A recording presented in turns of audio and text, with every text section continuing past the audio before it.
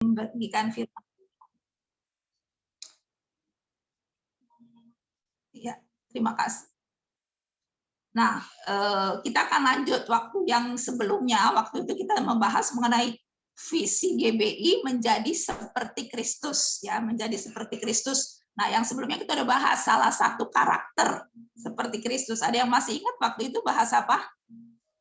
Yang ada video klip anak muda masuk ke dalam lift, ya. Visi karakter untuk tidak mementingkan diri sendiri, tapi kita belajar untuk memikirkan kepentingan orang lain.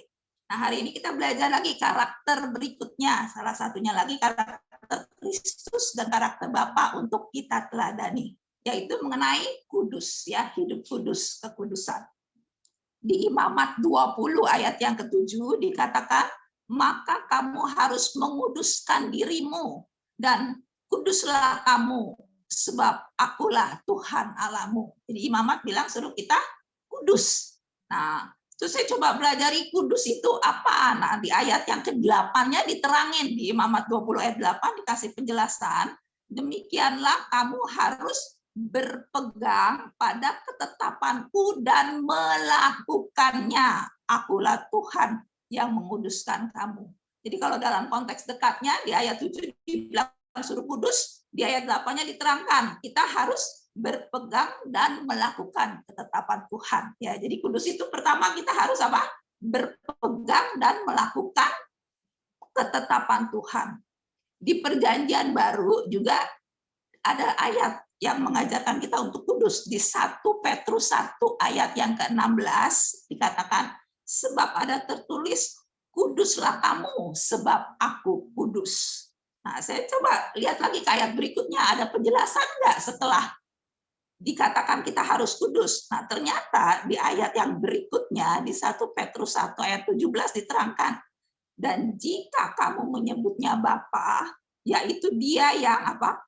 Tanpa memandang muka menghakimi semua orang menurut perbuatannya, maka hendaklah kamu hidup dalam ketakutan selama kamu menumpang di dunia ini. Jadi setelah disuruh hidup kudus, diterangin, kita harus hidup dalam ketakutan. Kenapa ketakutan? Karena Tuhan tanpa memandang muka akan menghakimi semua orang menurut perbuatannya. Berarti kita harus hidup dalam ketakutan bahwa satu kali kita akan dihakimi. Nah, berarti kita hidup kudus, kita harus takut untuk jangan sampai berbuat dosa karena akan dihakimi. Jadi kudus itu bisa kita artikan bahwa kita harus takut berbuat dosa, tidak berdosa, ya, berusaha menjaga supaya perbuatan kita jangan sampai berdosa karena akan dihakimi. Nah, jadi kudus itu menurut Imamat di ayat berikutnya apa? Berpegang dan melakukan kehendak Tuhan. Menurut 1 Petrus, takut untuk berdosa, tidak berdosa. Itu kudus, ya. Jadi kudus, pegang perintah Tuhan, lakukan perintah Tuhan dan tidak berdosa. Sederhananya seperti itu, ya, kudus, suci.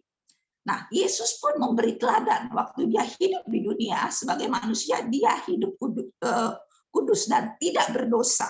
Di Yohanes 8 ayat 46 dikatakan, siapakah di antaramu yang membuktikan bahwa aku berbuat dosa?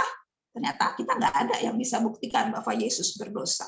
Dan di 1 Petrus 2 ayat 21 sampai 23 diterangkan, sebab untuk itulah kamu dipanggil. Nah, kita dipanggil untuk apa? Karena Kristus pun telah menderita untuk kamu dan telah meninggalkan teladan bagimu supaya kamu mengikuti jejaknya. Kita dipanggil untuk mengikuti teladan dan mengikuti jejak Yesus. Yaitu apa? Di ayat yang ke-22 dikatakan, ia tidak berbuat dosa dan tipu tidak ada dalam mulutnya.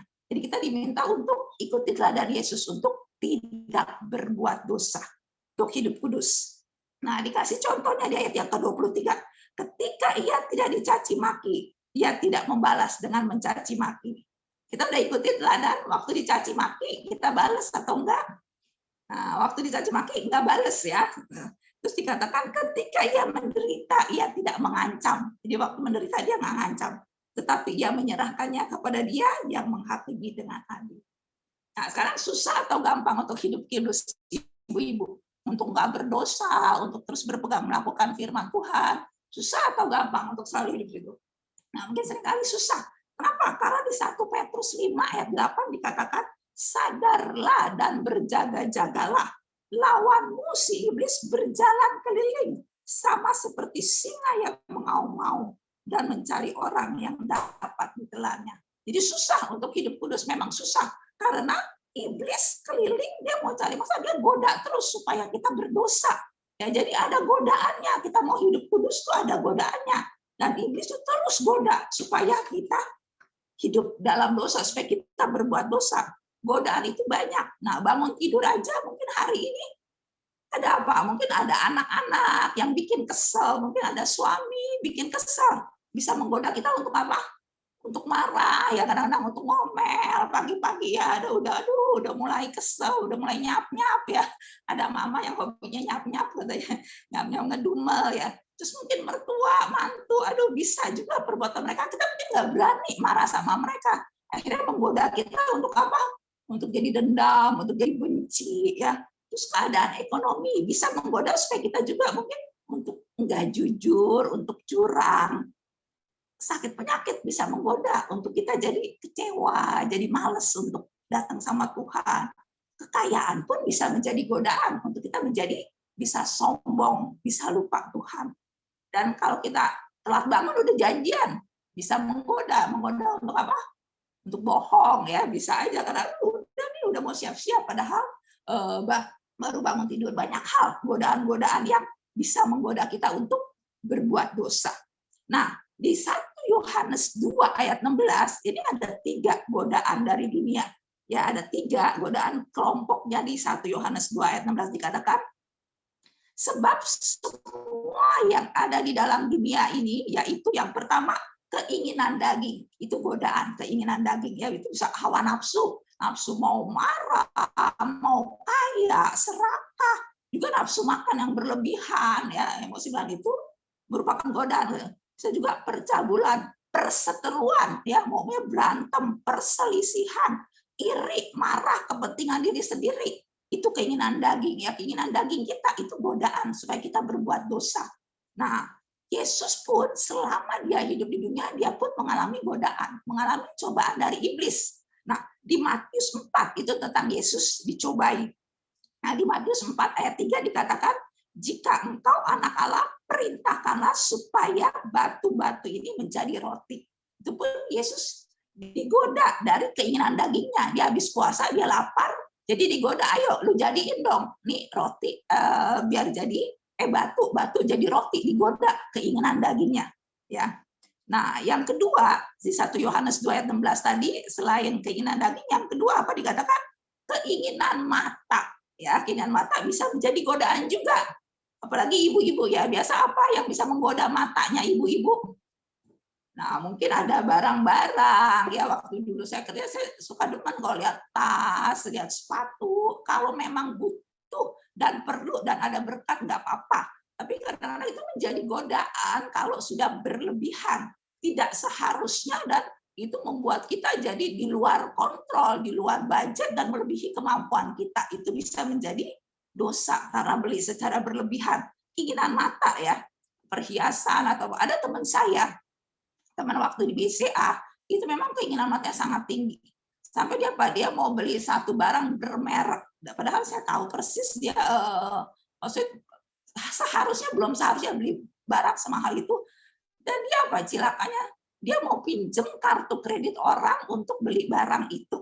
Waduh, dia pinjem kartu kredit temannya, terus temannya tanya lagi ke saya, ini si ini mau pinjem kartu kredit buat apa? Saya bilang buat beli barang ini, tas dengan harga yang jutaan. Terus saya bilang, waduh jangan kasih, kamu ntar gimana, terus suruh aja pakai kartu kredit dia. Saya bilang, terus apa ternyata kartu kredit dia udah habis limitnya, udah nggak punya limit, dia pun udah cicil dengan bunga yang gede, jadi dia mau pinjam kartu kredit orang cuma buat beli tas bermerek karena kartu kredit udah habis. Saya bilang, aduh jangan kasih. Nah, itu bisa menjadi godaan, keinginan mata ya. Itu hati-hati kita ya. Tapi saya percaya ibu-ibu di sini nggak ada ya, karena kita semua bisa mengendalikan diri kalau saya lihat ya, puji Tuhan. Itu keinginan. Nah, Yesus pun waktu dicobai, keinginan matanya dicobai ya, di Matius 4 yang ke-8. Nah, ini juga keinginan matanya. Dan iblis membawa Yesus ke atas gunung yang tinggi dan memperlihatkan kepadanya semua kerajaan dunia dan kemegahannya. Kasih lihat nih, kerajaan dunia kemegahan sendiri, matanya dicobai. Dan berkata kepadanya, iblis, semua itu akan kuberikan kepadamu jika engkau sujud menyembah aku. Ya, jadi keinginan mata bisa menjadi godaan untuk kita berbuat dosa dan tidak kudus. Ya, jadi tadi udah ada apa? Keinginan daging, keinginan mata, dan yang terakhir di 1 Yohanes 2 ayat 16 dikatakan apa? Keangkuhan hidup, sombong. Ya, orang suka terpancing untuk sombong, dan biasanya yang bikin sombong apa?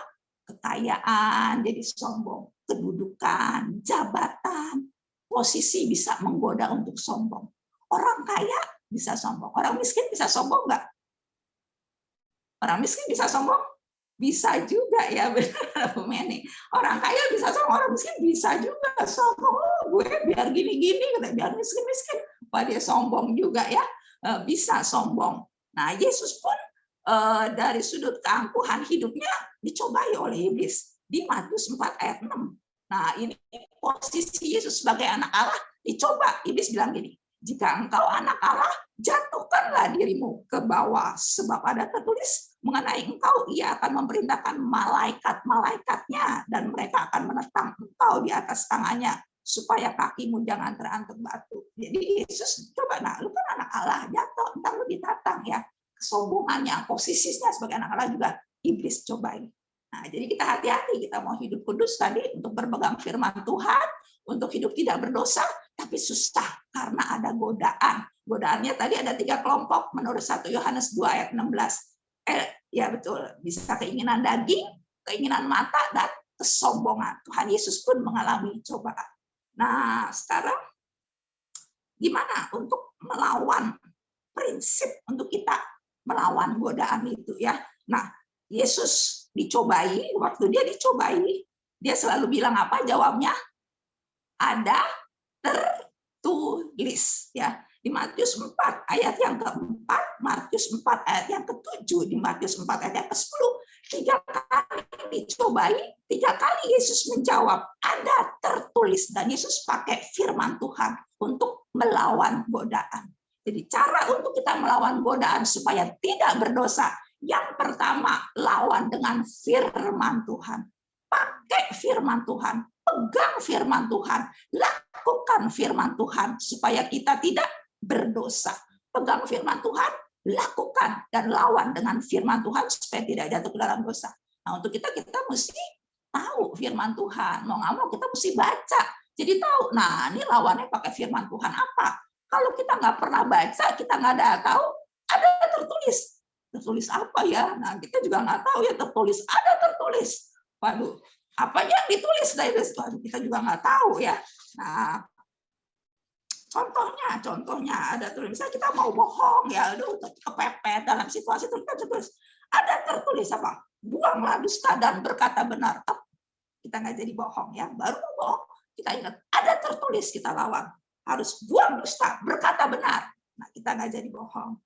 Mau males-malesan nih, mau melayani, aduh kayak segen, mau ibadah segen. Kita bisa bilang, ada tertulis. Janganlah hendaknya kerajinanmu kendor. Rohmu harus menyala-nyala, layani Tuhan. Kita lawan ya. Walaupun memang kalau pas dapat jatah firman, saya suka kaget ya, karena kok udah kita lagi, kadang-kadang gitu ya. Tapi kita mesti sama-sama belajar ya. Ada tertulis, kita mau, jangan kendor, terus melayani Tuhan. Kalau kita mau marah-marah, bawaannya emosian, panasan, ada ibu-ibu di sini yang panasan bawaannya. Yang bawaannya panasan, emosi, ada yang suka panasan. Lihat suami, lihat anak bawaannya gedek gitu ya. Ada ibu-ibu yang bawaannya empat, lihat suami, lihat anak panasan. Ingat begitu mau panas, ada tertulis, berhentilah marah dan tinggalkan panas hati. Ya, jadi selalu kita lawan ada tertulis ya. Jadi godaannya pertama kita lawan dengan firman Tuhan, lakukan firman Tuhan dan kita lawan dengan firman Tuhan. Yang kedua, dengan cara apa? Nah, selain Yesus, ada satu tokoh Alkitab yang juga digoda. Ada yang tahu itu Alkitab yang sangat terkenal dan kita sering bahas. Digoda siapa? Yusuf. Ya, Yusuf kita semua tahu digoda. Karena di Kejadian 39 ayat 10, walaupun dari hari ke hari perempuan itu, yaitu istri Potifar, membujuk Yusuf Yusuf tidak mendengarkan bujukannya untuk tidur di sisinya dan bersetubuh dengan dia. Ya, jadi Yusuf pun digoda. Nah, sekarang kita belajar trik yang kedua, cara untuk melawan godaan yang kedua seperti Yusuf, yaitu prinsipnya ada di Kejadian 39 ayat 9b. Ya, ini yang harus kita pegang. Yang kedua, untuk lawan godaan di Kejadian 39 ayat 9b. Ini kalau bisa kita hafalkan. Yusuf bilang gini, bagaimanakah mungkin aku melakukan kejahatan yang besar ini dan berbuat dosa terhadap Allah? Bagaimanakah mungkin aku melakukan kejahatan yang besar ini dan berbuat dosa terhadap Allah? Apa? Komitmen untuk tidak berdosa. Komitmen. Bulat, tekad, niat, bundar deh. Nggak tahu gimana pokoknya komitmen. Pokoknya nggak berbuat dosa. Luar biasa ya, waduh itu ya, bagaimanakah mungkin ya, kata kuncinya bagaimanakah mungkin.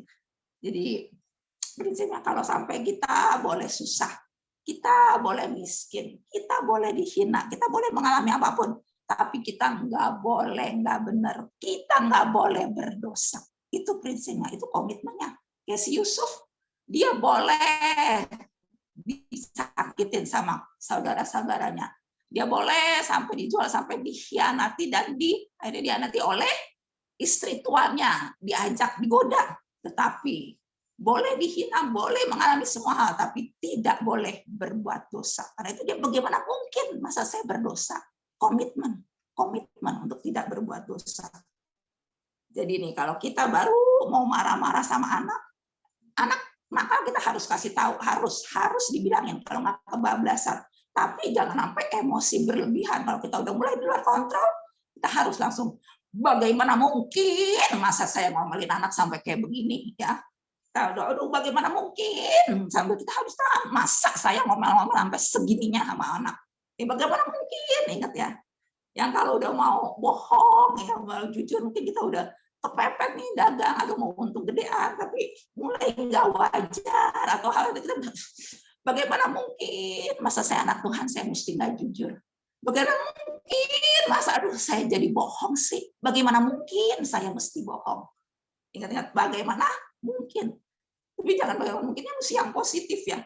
Terus juga kalau kita mau, aduh ini ada yang kita kesel di gereja, tapi saya percaya di sini nggak ada ya. Ada orang yang nggak kebaktian karena dia kesel sama orang gereja ada. Dan ada satu dulu teman mamanya sampai nggak ke gereja karena dia marah sama hamba Tuhan, sampai terakhir dia nggak mau ke gereja dan sampai meninggal pun dia pesen ke anaknya, pokoknya jangan kubur mama secara Kristen. Sangat kesian sekali, yang terakhir dia sakit parah, pendeta mau datang nggak boleh, dan dia udah pesen wanti-wanti, pokoknya nggak boleh kubur mama secara Kristen. Dan dia akhirnya meninggal dalam kepahitan. Kita ada kesel sama orang, kita marah, tapi kita mesti tanya, bagaimana mungkin masa saya nggak ke gereja cuma gara-gara saya kesel sama dia? Bagaimana mungkin masa saya nggak ke gereja cuma gara-gara ada cucian banyak, ada jemaatan, kenapa nggak ke gereja? Cucian banyak, katanya. Ya kita sama-sama belajar ya, jangan sampai kita kalah sama cucian ya, cucian nggak kemana-mana, kita diemin ya, kita cuci belakangan bisa ya, jangan sampai nggak kebaktian gara-gara kalah sama cucian ya. Jangan sampai kita melakukan hal-hal yang Tuhan tidak kehendaki ya. Jadi ingat apa? Bagaimana mungkin ya, bagaimana mungkin saya berdosa? Bagaimana mungkin saya sampai menyakiti hati Tuhan? Bagaimana mungkin saya melakukan kejahatan ini dan saya berbuat dosa terhadap Tuhan? Komitmen untuk tidak berdosa. Nah, itu yang kedua. Nah, sekarang apa sih? Kalau saya udah hidup benar, saya udah nggak berdosa, terus apa? Terus buat saya apa? Kenapa? Nah, kita baca di Kejadian 50 ayat 20 ya, ini dari Yusuf. Akhirnya di Kejadian 50 ayat 20 dikatakan ini yang Yusuf rasakan dan benar-benar terjadi dalam hidupnya Yusuf di Kejadian 50 ayat 20. Ini juga ayat yang sangat terkenal. Memang kamu telah mereka-rekakan yang jahat terhadap aku, tetapi Allah telah mereka-rekakannya untuk apa? Kebaikan, dengan maksud melakukan seperti yang tadi sekarang ini, yakni memelihara hidup suatu bangsa yang besar. Jadi kalau kita hidup benar, komit nggak mau berdosa, terus lakukan firman, maka Kalau ada orang, kalau apapun yang merekan-rekannya jahat, Tuhan pasti membuat semua untuk menjadi kebaikan. Ya, pasti Tuhan menjadikan semuanya untuk kebaikan. Kalau ada orang mau ngejahatin kita pun, Tuhan pasti bela. Tuhan jadikan untuk kebaikan. Ya, seperti Yusuf. Yusuf pun sama saudaranya, sama si istri Potifar, semua dijahatin. Tapi akhirnya dia menjadi penguasa, menjadi kebaikan karena dia komit untuk tidak berbuat dosa. Di sini ada yang pernah dijahatin orang? Ada yang pernah dijahatin orang? Ada ya, kita percaya selama kita benar, selama kita komit untuk tidak berdosa, ada pembelaan Tuhan.